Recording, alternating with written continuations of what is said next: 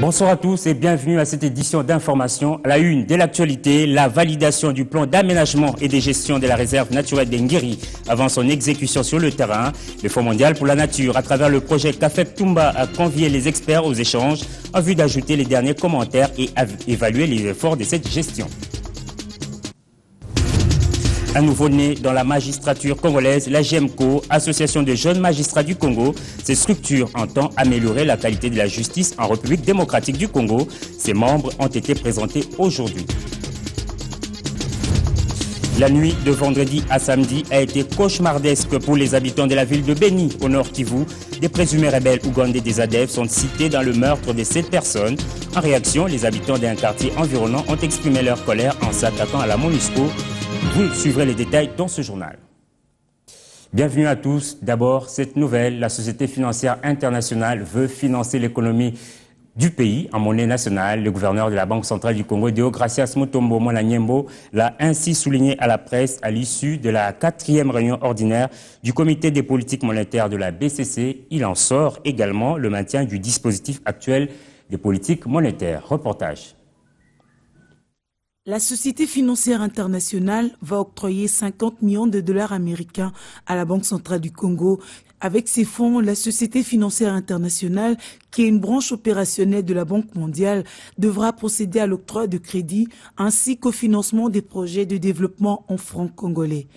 Le gouverneur de la Banque centrale du Congo, Deogracias Mutombo Mwananyembo, se félicite de cette réforme importante qui deviendra effective après la signature de l'accord entre les deux parties le 29 mai prochain. Suivant cet accord, la SFI va mettre à disposition de la Banque centrale du Congo un montant de 50 millions de dollars américains et en contrepartie, la Banque centrale va remettre à la SFI l'équivalent de ce montant en monnaie nationale, en francs congolais. Et la SFI va utiliser ce montant-là pour octroyer des crédits aux entreprises et petites et moyennes entreprises congolaises qui vont investir dans les secteurs à forte productivité à valeur ajoutée, comme l'agriculture. Si tout va bien, à partir du mois de juin, la Banque mondiale investir en RDC en francs congolais, parce que d'habitude, ces institutions viennent investir en dollars, en monnaie étrangère, mais cette fois-ci, c'est en monnaie nationale. Et c'est ce qui est logique. Par ailleurs, la réunion de mai du comité de politique monétaire de la Banque centrale du Congo vient de décider de maintenir inchangé le dispositif actuel de sa politique monétaire. Le taux directeur demeure à 2%. S'agissant du coefficient de la réserve obligatoire sur les dépôts en devises à vue et à terme, il est maintenu respectivement à 8% et 7%, et celui des dépôts en monnaie nationale à vue et à terme à 2% et 0%. Je vous le disais à l'ouverture, une nouvelle structure de jeunes magistrats vient de voir le jour. Les objectifs de cette nouvelle association ne s'éloignent pas des résolutions des États généraux de la justice dont les travaux se sont clôturés dernièrement à Kinshasa.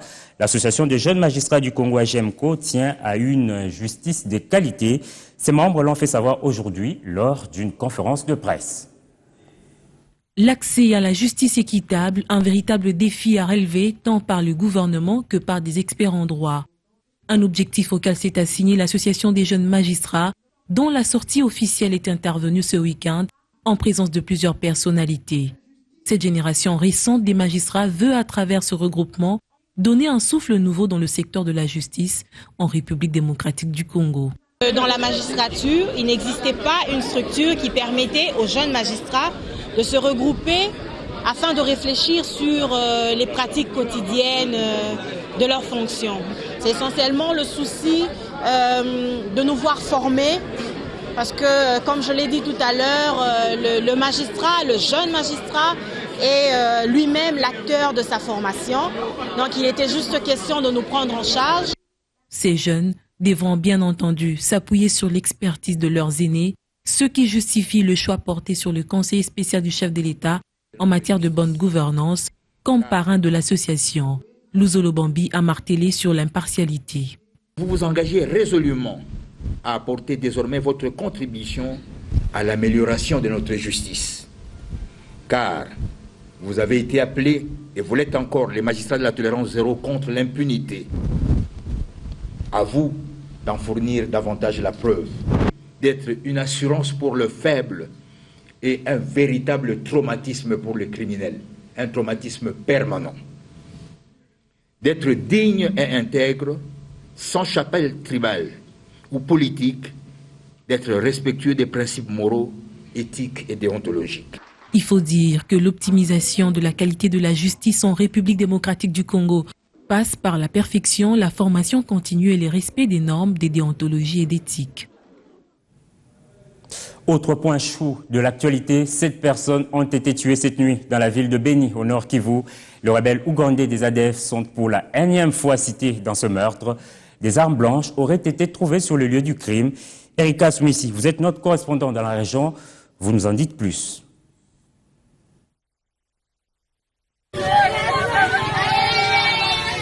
C'est un peu l'émotion ce samedi matin sur place. C'est l'enfant Roger d'environ 9 ans qui a été tout le matin de ce samedi le messager auprès de voisins après avoir vu impuissamment ses 2 parents biologiques aux côtés de ses 2 frères innocemment achevés par les assaillants. Jacques Manoukou, chef du quartier Matembo, renseigne que les victimes, pour la plupart, sont ressortissantes de la province orientale.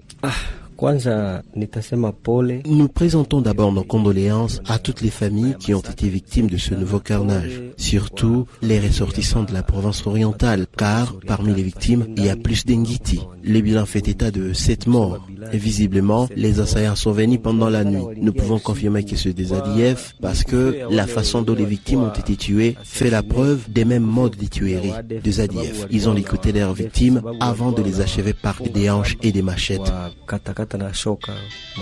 En dépit de la présence des dispositifs sécuritaires ce matin, sur le lieu du drame, les habitants n'ont pas accédé à leurs champs, craignant tout simplement pour leur sécurité. Paluku Bendela Emmanuel, chef de la cellule Bendela et un membre de la jeunesse sur place, ne trouve pas important de déménager chez lui, mais implore rien que la sécurité. À cause de ces nouvelles tueries, il n'y a personne qui est allé au champ. Il y a danger que les gens meurent de faim. Avec cette peur d'aller au champ, nous manquons maintenant comment vivre. On n'a pas besoin d'une aide humanitaire quelconque. Nous avons seulement besoin de la sécurité. Déménager d'ici, ce n'est pas encore la bonne solution. Partout, il y a des tueries. En ville, tout comme en territoire des Béni, ils ont tué. Normalement, les autorités doivent fournir plus d'efforts pour sécuriser la population. Vous pouvez déménager, mais vous manquez comment vivre. Il nous faut seulement la sécurité. Notons que quelques éléments de la mission des Nations Unies au Congo qui voulaient se rendre sur le lieu du drame ce samedi matin ont été refoulés par la foule en colère. Béni, Rikas Moussi, Biwan. Autre chose à présent, 3 structures congolaises œuvrant dans le domaine socio-environnemental et sportif, dont la Fondation Beka Lubomba et son centre de formation Omnisport, ont reçu officiellement les actes d'affiliation du club UNESCO. C'était lors d'une cérémonie officielle. Reportage. Désormais, la Fondation Beka Lubomba et son centre de formation Omnisport sont affiliés à la Fédération des associations Centre et Club UNESCO. Ses dévouements dans la promotion des sports d'âge et l'encadrement de jeunes talents lui ont valu l'acte de reconnaissance de la Commission nationale pour l'UNESCO RDC. Les amis de la nature et du jardin s'ajoutent à ce lot des récipiendaires. Nous attendons qu'ils puissent travailler pour l'intérêt de l'enfant. Que l'enfant congolais puisse aussi avoir les mêmes chances que les autres enfants à travers. Kinshasa United se veut un centre d'excellence pour l'encadrement tactico-technique de jeunes talents congolais pour des carrières professionnelles assurées. C'est très important de nos jours de pouvoir, aux parents spécialement, de pouvoir orienter leurs enfants dans le sport. C'est très important pour le cardiovasculaire, pour leur croissance, pour leur éducation, mais l'énergie que l'enfant a en lui. Où est-ce qu'il va dépenser cette énergie si ce n'est pas dans le sport? Donc c'est très important de pouvoir orienter les enfants dans le sport. En tant qu'enfants à la maison, ils ont besoin d'une éducation au-delà du sport, parce que le sport c'est plus physique. Maintenant les structures de l'UNESCO sont déjà préétablies, ils peuvent nous permettre de bien agencer les choses. L'initiateur de ce centre de sport reste déterminé à porter haut le niveau des sportifs congolais par ses ambitions à promouvoir le sport d'âge en République démocratique du Congo. Rendons-nous à présent à Goma, précisément à Mubambiro, situé à 15 km à l'ouest du chef-lieu du Nord Kivu. Ce site de 5 hectares sert désormais des dépotoirs publics pour tous les déchets de la ville une fois ramassés. Selon le patron de l'hôtel de ville Nasson Kubuyandole, ces déchets serviront à la production du courant électrique grâce au partenariat avec l'Allemagne. Voilà ce qui explique la descente ce vendredi du maire de la ville avec tous les chefs de quartier de la ville de Mubambiro. Kubuyandole, maire de Goma. Je vous propose de le suivre. Nous sommes ici parce que nous concevons la ville de Goma dans 10 ans, dans 20 ans. Et c'est dans le cadre de la conception du projet de l'assainissement, le traitement et recyclage des déchets de la ville. Vous savez que notre ville a encore un problème de saleté, d'assainissement. Et quand la population nous reproche que cette ville est sale, nous réfléchissons plus loin. Nous nous disons qu'il faut enlever les immondices, enlever les déchets, mais où les amener? Voilà, nous avons promis à la population que Caritas, et particulièrement sa coopérative Tujenge Pamoja, nous a confié 5 hectares de terre qui sera utilisé comme le dépotoir public, les lieux où seront entreposés et recyclés nos déchets de la ville. Eh bien, ce jour, c'était un grand jour pour nous parce que moi, le maire adjoint et mes techniciens, notamment les chefs de bureau de l'habitat, de l'urbanisme, chefs de bureau de la population, nous sommes venus montrer aux chefs de quartier les sites qui sera utilisé comme lieu de dépotoir public pour nos déchets. C'est ici que seront entreposés les déchets, c'est ici que ces déchets seront recyclés et c'est un terrain, une concession qui nous a été donnée à crédit. Et donc, l'Église catholique, par le truchement de Caritas et de sa coopérative, Tujenge Pamoja, fait foi à la mairie parce que la mairie, avec sa taxe d'assainissement, aura des moyens et avec ces moyens, nous allons payer ce terrain, en plus des camions bien sûr, que nous devons aussi prendre pour commencer immédiatement le travail. On a tenu compte des aspects environnementaux avec les Allemands, nos amis qui sont venus et qui attendent que le gouverneur de province verse dans leur compte les frais de faisabilité, d'études de faisabilité.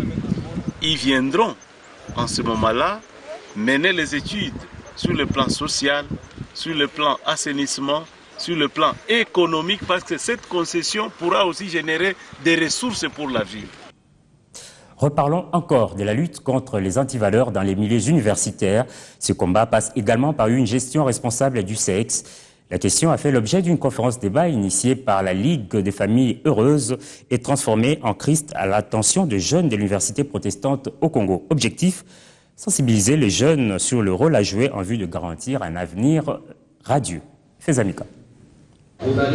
Sans tabou, la question de la gestion du sexe dans les établissements supérieurs et universitaires a été débattue entre étudiants de l'université protestante au Congo et différents orateurs.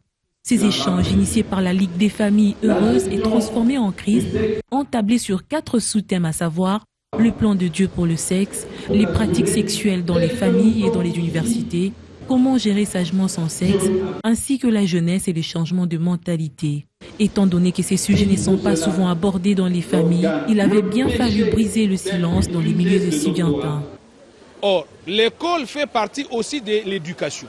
Si déjà en famille, il y a difficulté pour parler sexe, voilà pourquoi les autres milieux éducatifs doivent récupérer ces sujets-là. Considérés comme l'avenir de toute une nation, les jeunes ont été, lors des différentes interventions, appelés à une prise de conscience à cette étape de préparation à la vie professionnelle. C'est vous qui êtes l'avenir du pays demain. Il faut donc qu'on vous parle de certains sujets, bien qu'on n'en parle pas, qui empêchent la bonne gestion d'un pays. Les yeux ont un usage, la bouche a un usage. De la même manière, le sexe a un usage que Dieu a prévu. Nous allons continuer à entretenir pour qu'il y ait une communauté ici, des jeunes qui s'adaptent, qui n'ont pas honte de dire, si tu suis cette fille-là, tu sais, tu tu vas la blesser. Et toi-même, tu vas être blessé. L'avenir ne sera pas là. Si nous voulons construire notre pays, construisons-nous dans des relations d'amitié. Un thème qui coïncide bien avec le credo de Bissau, dont l'initiateur, l'ambassadeur Jean-Pierre Moutamba, a profité de son intervention en vue d'appeler les étudiants à bannir les antivaleurs dans les universités. Ceci est un véritable défi à relever, avec bien entendu l'implication des autres leaders d'opinion.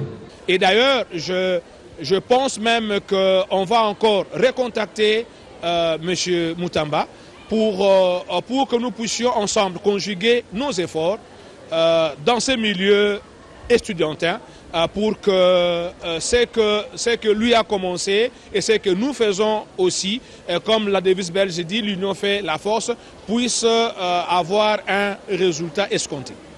Loin d'être un simple slogan, le changement de mentalité se veut une réalité, surtout dans les milieux universitaires, en vue de garantir un avenir radieux aux filles et fils du pays. Parlons à présent environnement avec ce projet qu'a fait Lac-Toumba des VVF pour la conservation et la gestion durable des ressources naturelles de la RNTN à travers la mise en place des mécanismes efficaces pour garantir la reconnaissance de l'importance des valeurs biologiques de la réserve ainsi que les terroirs communautaires pour les développements durables des communautés riveraines. Ces objectifs ont été définis lors des échanges de validation du second niveau de ce programme d'aménagement. Reportage. Le plan d'aménagement de gestion de la réserve naturelle du Triangle et d'Ongiri vient d'être validé au second degré après amendement. C'était à l'issue de la réunion tenue au Jardin botanique de Kinshasa, une nécessité pour la gestion durable des aires protégées. Pour la réserve naturelle du Triangle de l'Ongiri, le plan a été déjà élaboré et validé au premier niveau auprès des communautés, donc les parties prenantes, les communautés, les autorités politico-administratives et différents services étatiques de la province de l'Équateur, là où se trouve la réserve. Et le processus veut à ce que le plan soit aussi validé au second niveau par la Direction générale des lycées et les différents partenaires au niveau national. Un outil très important qui se veut une solution à la conservation biologique de la réserve pour le développement des communautés grâce à la participation des différentes parties prenantes. On a retrouvé que cette forêt regorgeait encore beaucoup d'éléphants, beaucoup de chimpanzés, parmi lesquels on trouve des espèces rares.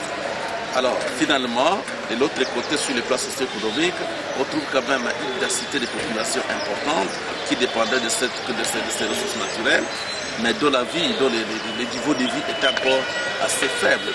La réserve naturelle du Triangle et d'Ongiri, gérée par les projets CAFEC, Lac-Toumba du Fonds mondial pour la nature, une structure très engagée dans la conservation et gestion durable de ressources naturelles. Un appui salutaire aux communautés qui nécessite celui des autres. Dans l'intervention sociale, notamment sur le plan sanitaire et sur le plan scolaire, WWF n'a pas les moyens. Ici, nous demandons au gouvernement congolais de négocier avec d'autres partenaires pour appuyer la réserve de l'Angérie qui pourra demain peut-être apporter un plus dans la vie quotidienne de cette population. Ce projet est implanté dans une zone pratiquement humide avec seulement 30% de terre ferme.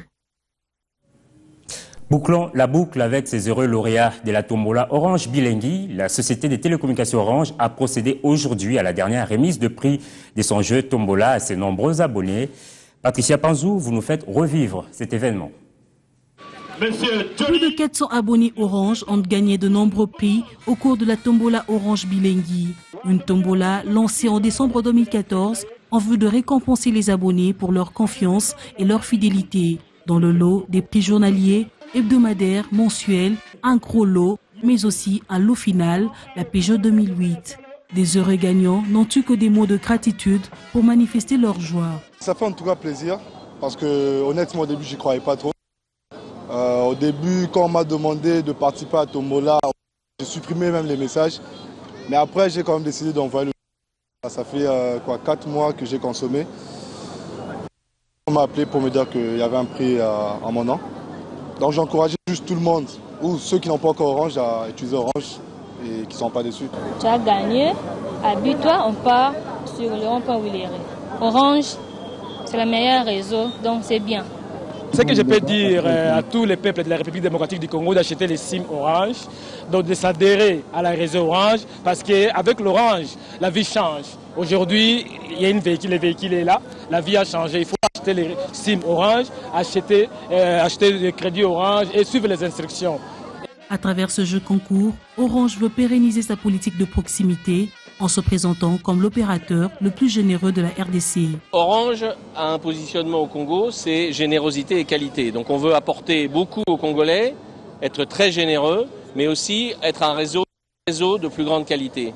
Donc cette tombola, elle s'inscrit exactement dans ce positionnement, c'est-à-dire c'est une tombola ouverte, c'est une tombola transparente, vous l'avez vu que c'est contrôlé par huissier, on la fait tous les ans.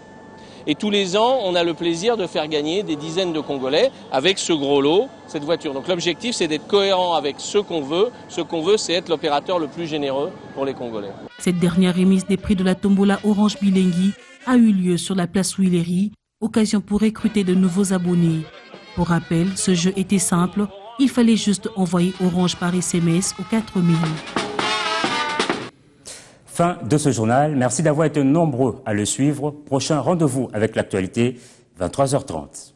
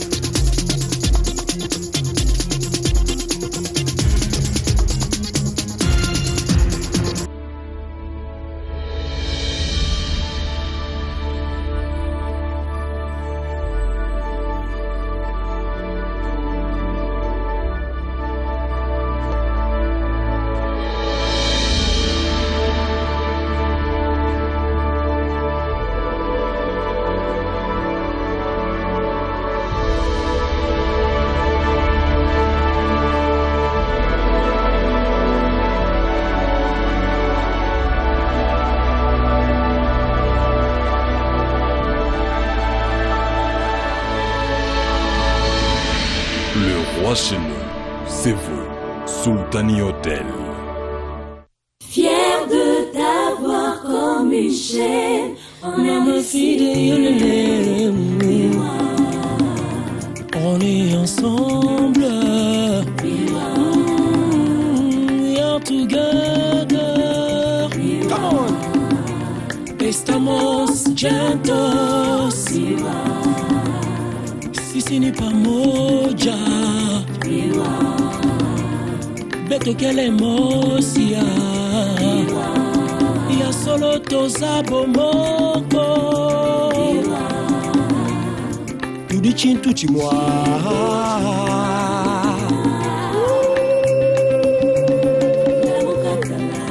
oya kanito beta lolo sebae. L'excellence dans la simplicité, c'est Biwan.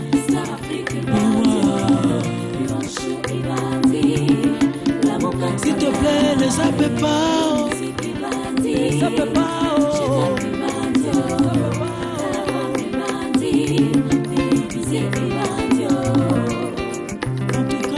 Le reflet d'un Congo qui avance, Bissot.